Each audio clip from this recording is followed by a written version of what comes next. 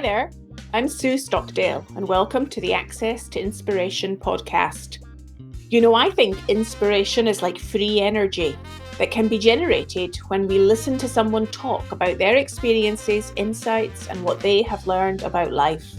And as you know, this podcast is all about audio.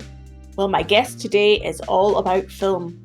Brendan Davis is a film, TV, and music producer working internationally and with a particular interest in China. He has been a producer on films premiering, competing and winning at Sundance, Berlin and other film festivals. In 2013, he produced the first Los Angeles-based season of a Chinese hit TV show, and in 2019, completed a feature documentary called CRAZYHOT about the world of ultra-hot chili peppers. Brendan is also a seasoned podcaster, having co-created a series called How China Works with his friend Ying Li. Brendan and I had a fascinating conversation together about film, culture, and making an impact in the world. Welcome to the podcast, Brendan. Thank you, Sue. It is very nice to be a guest with you today. And I know that you were recommended by one of our previous guests, episode 53. I spoke to Ronald Paredes on rediscovering creativity, and he recommended you. How do you know Ronald? I know Ronald from my years living in China. Ronald also, as you talk about in the interview with him, he's based more in the Nanjing area, and I was in Beijing.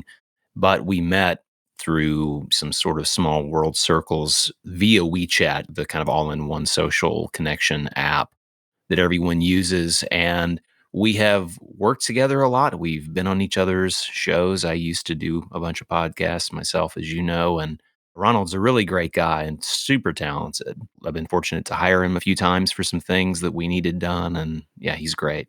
Oh, fantastic. Well, I'm sure we're going to hear a lot more about your connection to and interest in China as we get into the conversation. Today's the first time, though, I've spoken to a film producer. So I want to kick off with learning a little bit more about that, Brendan. Sure. And what got you interested in film in the first place?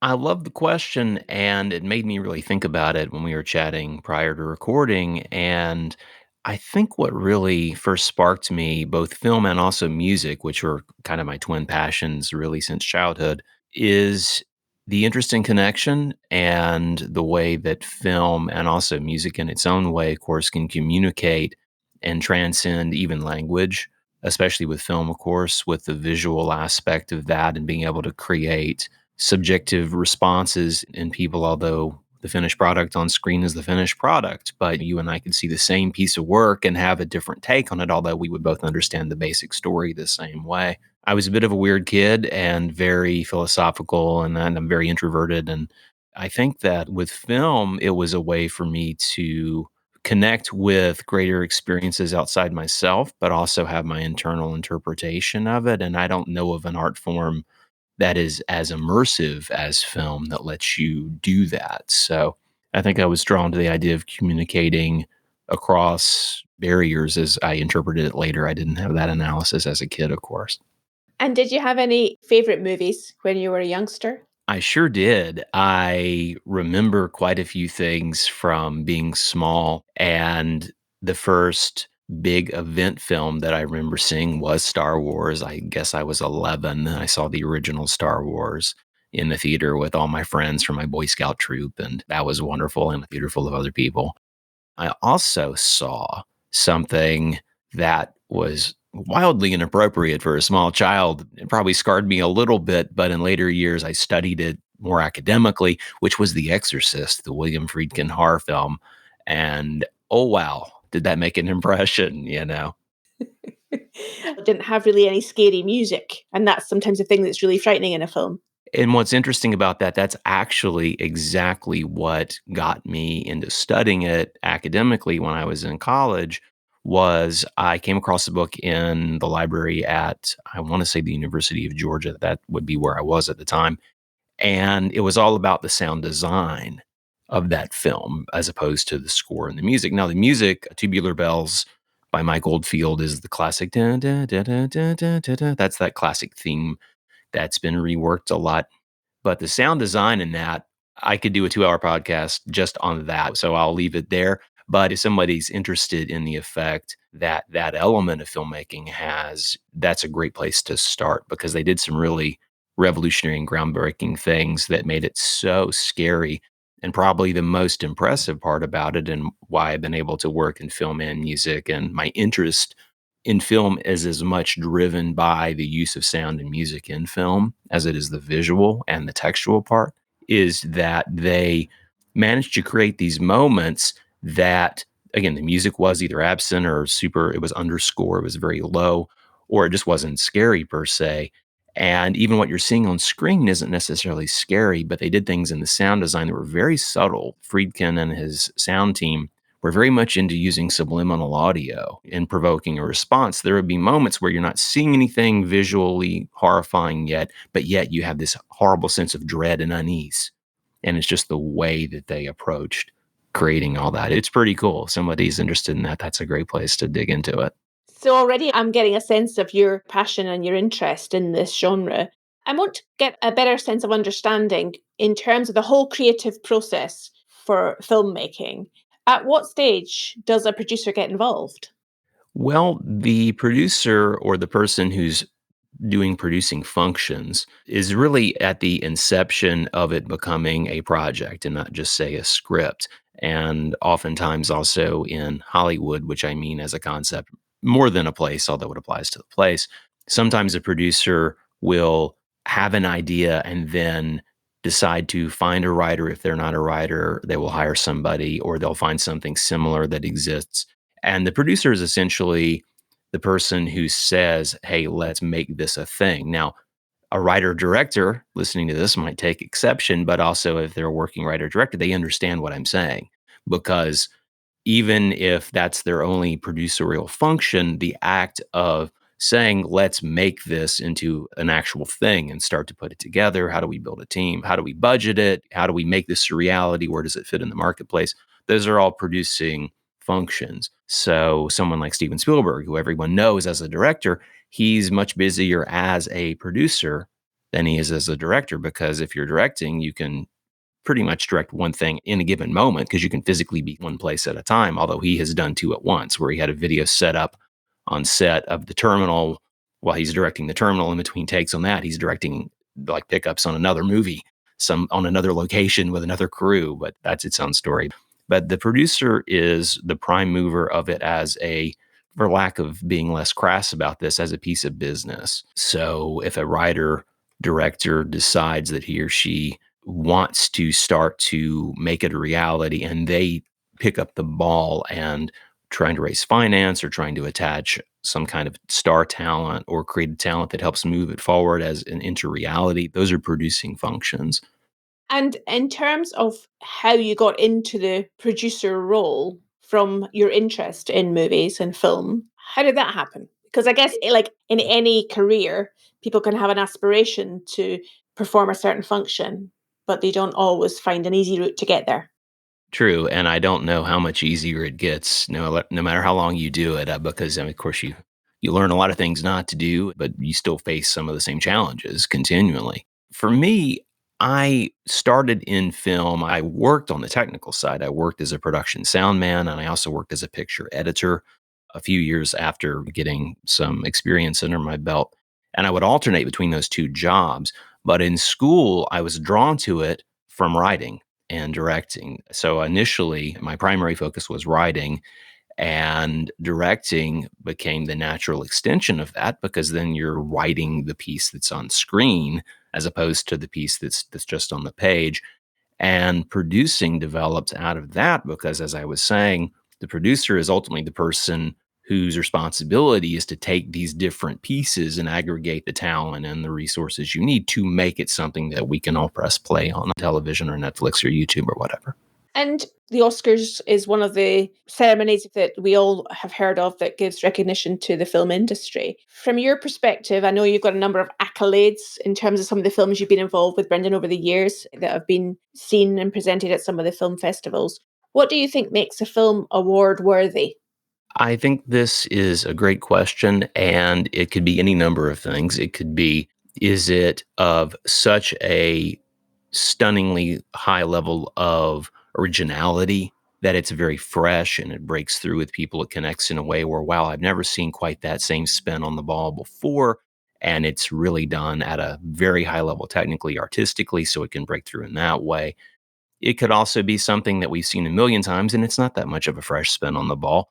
But by gosh, we love it. It's something that's a deeply rooted archetypal connection to a classic story that everyone loves, and it's a perfect example of it. Maybe it's not reinventing the wheel. I'm going to use all my cliched metaphors to make the point because that's what we do. We look for ways to find relation. But I think when, especially on the film festival circuit in that world, what people who judge those and what audiences who attend those and buy their ticket and go to festivals to see those films that may never be seen outside of a festival, they're looking for fresh, original voices more often than not. And it's a way to try things that may or may not, or absolutely are not commercial, or maybe they could be, it could show talent for filmmaking in a way that then studios, networks, bigger producers than me who have a deal, say, with a studio and are looking for a really raw commercial talent that's developing.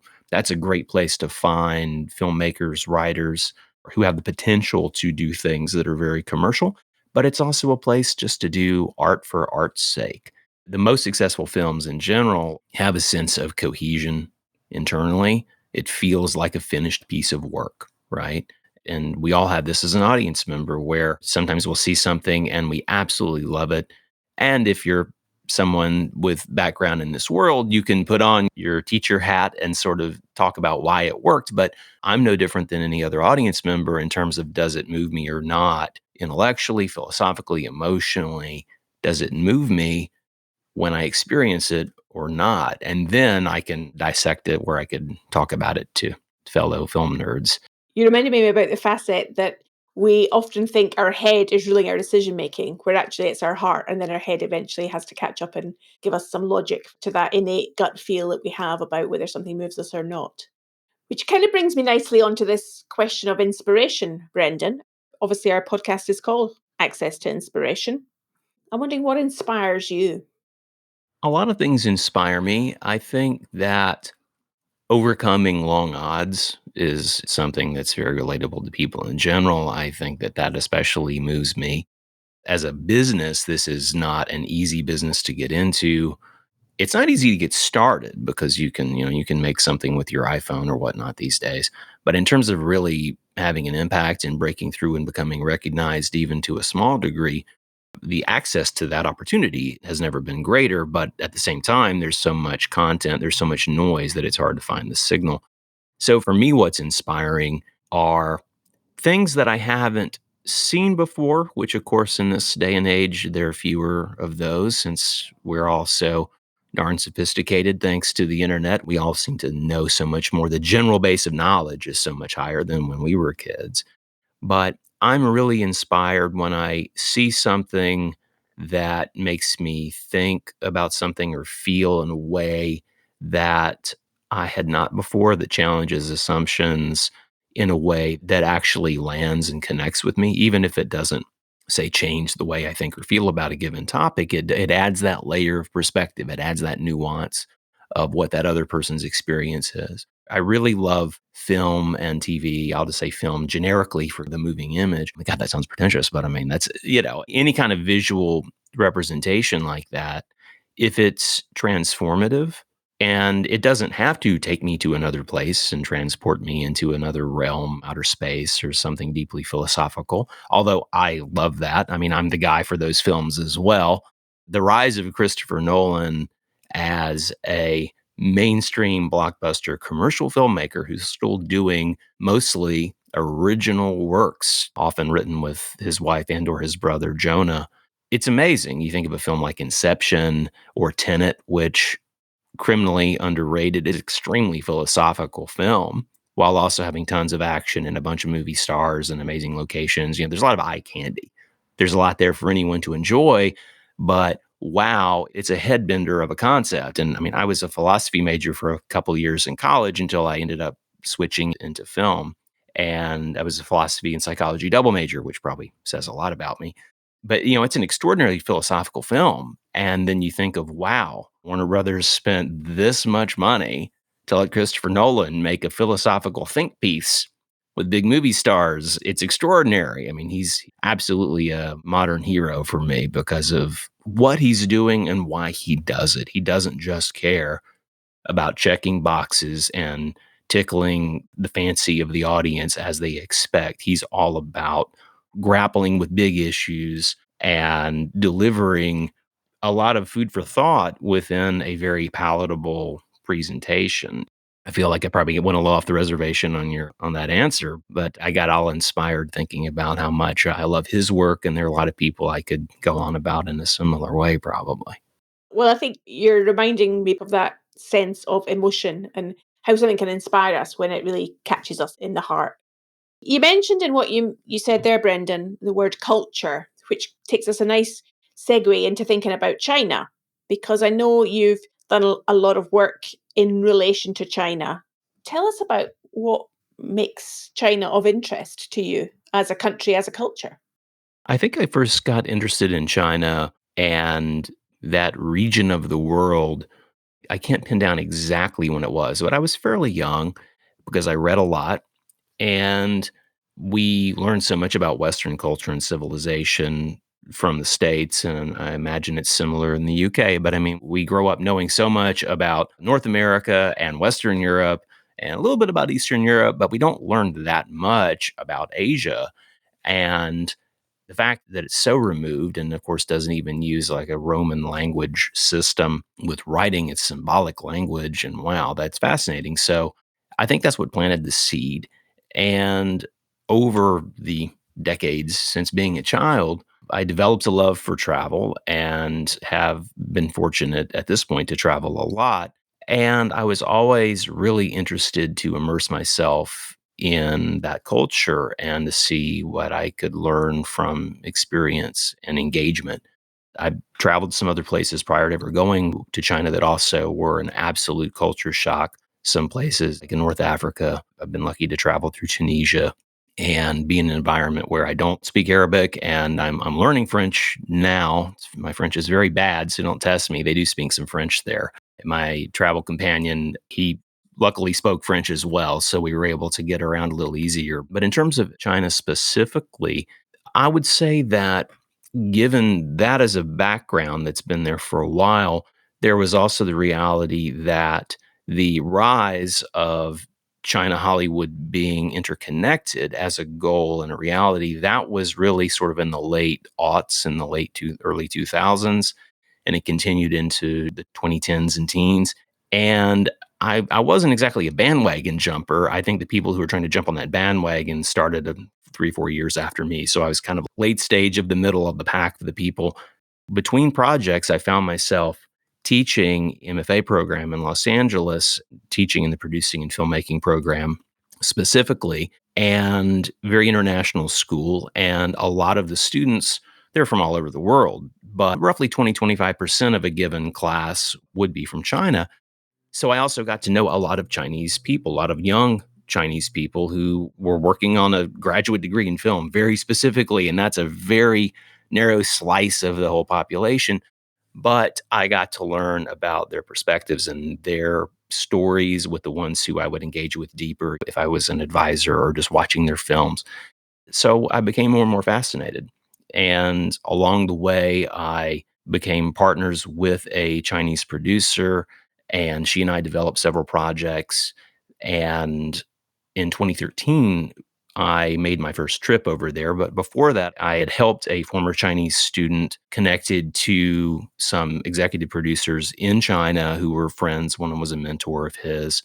And I helped them develop an idea that ended up being the first US season of a big Chinese hit TV show that I produced with my partners and team in Los Angeles.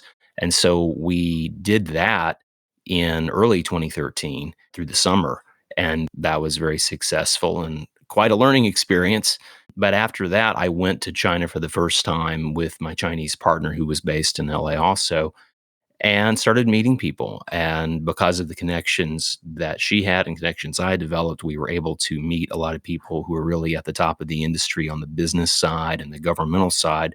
So I never had the experience of someone who, say, decided they want to go teach English in China when they're 20 years old. That's not my experience. I mean, I went as a grown person trying to do some business. So it was fascinating. And again, I've done probably 300 podcast episodes when I was doing that myself that in various ways touch on what I learned about the business and the culture of that. From your perspective in film, I'm thinking about how you almost compare the two different cultures. How does the Chinese community view the Western world and vice versa? That was my stock in trade for the most part because all the business I was doing over there was in attempting to develop co-production projects or to unite the business and the cultural aspects of their industry with our industry, which I won't say that it was a fool's errand because there have been some people who've had a lot of success in that. I had moderate success in that, but the world has changed a lot. So that is its own follow-up to this, I would say. But in terms of the primary differences, well, you have to start with the high level, generic, really cliched answer that everyone understands, which is the differences between a collective culture versus an individualistic culture, and then go from there. That is the right starting point, though, I think. And I created a podcast that I've since retired called How China Works with a Chinese partner who is a cross cultural communication specialist. And she and I spent a lot of time talking with business leaders, cultural leaders from all over the world who somehow deal with China and the other, whether it's the US or the UK or Australia. What I found from having the Chinese students in LA, especially, was that the kinds of stories they were interested in telling were often different than their counterparts from a Western culture. There tended to be less of a sense of exploring who am I out in the world on my own versus how can I make something happen for my family or for this other group I care about. And I think that that orientation, I see it remotely from being online because I left in late January 2020 because of COVID, unfortunately.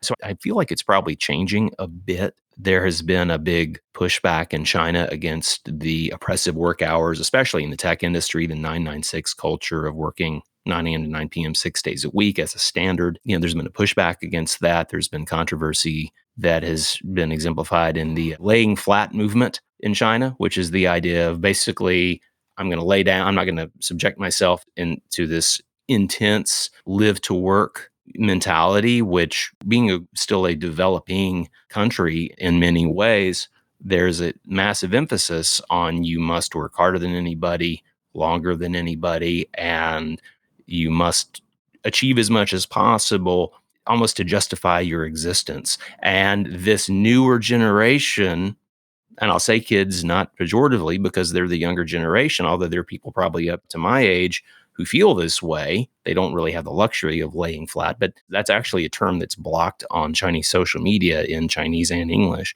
which is essentially like, I choose to disengage from the rat race. And so there's been this reexamination just in the last few years. And I think this is part of the global response to COVID and the restrictions and quarantine. It gave people a lot of time to think. We've seen a lot of people lose their minds with a little too much time on their hands in various places. And that's his own podcast. But I think your original question, if I could sort of circle back to wrap my answer up on that, is that I feel like the interest in how can I benefit my family, my society, my cohort, I think that's a generic difference between the Chinese culture versus especially the American culture. But I do think it's changing.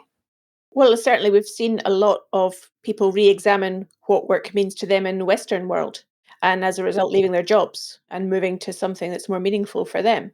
It strikes me, Brendan, listening to you speak, that you're a pretty deep thinker and being a great observer. Observing what you've learned about China, about the Western world, about filmmaking, and having a chance and an opportunity to think and reflect. Where does that leave you and what your contribution is to the world? I love the question and thank you for the compliments and insights, I would say. I feel like I don't have a choice except to be thoughtful, especially in my business, but just for my own sense of self in life. And, I think that what we're seeing now in so many ways around the world, we're seeing the wheels come off of so many preconceptions and expectations people had for how things are going to go. The status quo is being blown up or revealed to have issues, to say it fairly generically, in so many ways. And the pressures, as I was saying about the pandemic, have exacerbated tensions. And so, in terms of how I process all this, it's my ongoing in my own meditation time and before I go to bed, it's absolutely what's on my mind because I'm in the middle of several projects right now. One has been delayed and was kneecapped, to use that expression, because of the pandemic. And we've managed to keep it together and reconfigure it multiple times. And we're pending launching that any moment. But it's also why I'm talking to you from California as opposed to Paris right now, that we talked about offline about this setting this recording date and time. So I feel like for me, it's, why am I doing this? Why am I continuing to torture myself sometimes with this career? Well, I've been in this business either technically or creatively or in an executive or managerial sort of role. I've been doing this for, 30 odd years. So I like to say I'm old, but I'm trainable. But at this point, I'm old enough that I don't think I can really do much else. I could do this or I could teach it or talk about it. That's my skill set, basically. But I have a lot of hope and faith and confidence in filmmaking to transcend some of these silos that people find themselves in. And I feel like that's what is going to be even more necessary than ever before as we move forward and as we try the reckoning and reconciliation or whatever the process that has to happen specifically here in America. I mean, we're nowhere near there yet. There's still a lot more. I think there are a lot more people who have a lot more steam that they had to let off. There are a lot of people that still need to figure out how they fit in the world and what they think that even means to be part of a collective. I think all that's gotten exploded, and it started pre-pandemic, of course, with our political situation. So for me, I feel like film as a transcendent medium that can cross barriers and cultures and even language. Squid Game is one of the most popular shows. As bleak and dystopian as it is, it's something that travels across, despite the language. People will read subtitles to follow something that they're interested in that speaks to them. So for me, that is what motivates me to continue to develop and create work that hopefully achieves those lofty goals. The Paris project that I alluded to, it's a classic underdog story, and that's the element that's the most appealing to me. It has a lot of shiny, flashier elements that will make it, it's meant to be a movie, a commercial movie in theaters. And it's set in the world of Paris fashion, and the music and everything about it should be exciting and engaging to audiences. But to me, what interests me about it in the first place is that it's fundamentally this underdog fish out of water story about someone from a different culture going there and trying to pursue her dream, and against the longest of long odds. And, spoiler alert, she's able to do it, but it's not a Disney fairy tale of a process. I mean, she has some real scars along the way of achieving her goal. You see how she actually has to apply the work. It's not just hand of God making everything okay. In the end, it's actually her initiative, catching the right breaks, but applied effort. And I think that that is something that I relate to the most because I didn't grow up with any connection to this business. And the arts entertainment in general tends to attract people who feel like they need to build themselves on their own or find their own community, create a world where they actually can fit. And I relate to that.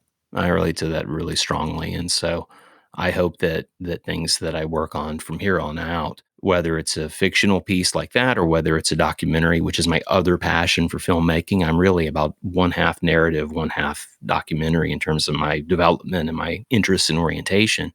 I want things to be connective and thought provoking and at least serve as some kind of a reference point that people can engage in a dialogue and not be so divisive if possible. Again, lofty goals I think, are the only ones worth having. I think how you've described what's important to you there, Brendan, about connectedness, helping people who have got a desire to pull themselves up by their own bootstraps, so to speak, to overcome low expectations, the limited odds, whatever it might be, and make things happen. And to do that in a way where they're working with people, perhaps rather than against people. It is very similar to the ethos of this podcast. And I think the story you've told us today in the conversation really illustrates your sense of values and important about these kind of bigger goals. I found it fascinating, and I'm sure we could go on much longer, apart from the aim that we always have within this podcast is to try and keep it to around 30 minutes or so for our listener. So, as we close, my final completely random question to you is, if there was a film made about you, who would be in the starring role? Who would be Brendan? That is a wonderful and terrifying question to contemplate. Huh. Wow. You threw me a curveball here. I love it though. Yeah, I have something that I developed that's a TV show that I'm going to rework because post pandemic reality, it needs some updates and it's caused me to re-examine some of the things I was on about when I was in the original. But the central character, he's got a lot of my issues, basically. And so it's a way for me to explore those things. So I would say, I don't know of an actor to say who it would be, but, hopefully somebody handsome and charismatic, as I would hope to be, reality be damned. But someone who is struggling against long odds, but overcoming them and maintaining a sense of humanity and grace under pressure, which I can't say I always do that, but I can say that's the goal. And again, this business will remind you to be humble if lest you forget very quickly. So I think something about someone who's chasing an ambitious pursuit and overcoming. I think that's what I relate to the most in terms of storytelling. And so I think that's what I would like to see if someone were to do a story about me. As long as he actually wins in the end and he doesn't hurt a lot of people along the way, that would be my goal. Fantastic, Brendan. It's been fantastic to speak to you today. We can put a link on the show notes to some of those podcast series that you've done in the past. I'm sure our listener might want to find out more about those. That's a great point. I would say that if someone's interested in the China/US/the world, the How China Works podcast.com would probably be the best link. And that's the show that I did with my friend Ying Li. And that one, we get into the weeds of every kind of issue related to those questions. And also my personal website, which is sort of a bio site, but other things are linked from it, is crazyinagoodway.com, because my philosophy is that you need to be a little bit crazy to survive in this world, but hopefully it's in a good way. Fantastic. Thanks again, Brendan. It's been brilliant to speak to you. Thank you so much, Sue. This was a treat.